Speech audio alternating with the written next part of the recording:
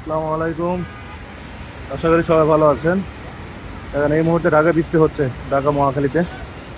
প্রচণ্ড গরম ছিল, এত গরম পড়েছিল যে আসলে অনেক কষ্ট হচ্ছিল। আল্লাপাক সেই সময় আল্লাপাক রহমত দান করলেন, রহমতের বৃষ্টি শুরু হয়ে গেছে।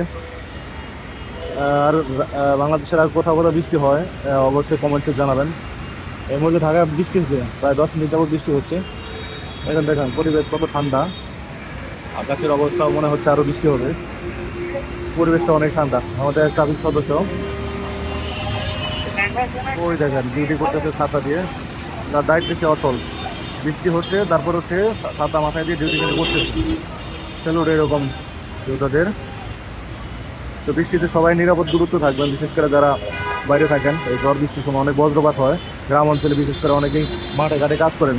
নিজের নিরাপত্তাটা নিজে আগে, খুব সাবধানে থাকবেন, সতর্ক থাকবেন। আর কোথায় কোথায় বৃষ্টি হচ্ছে অবশ্যই সবাই জানা।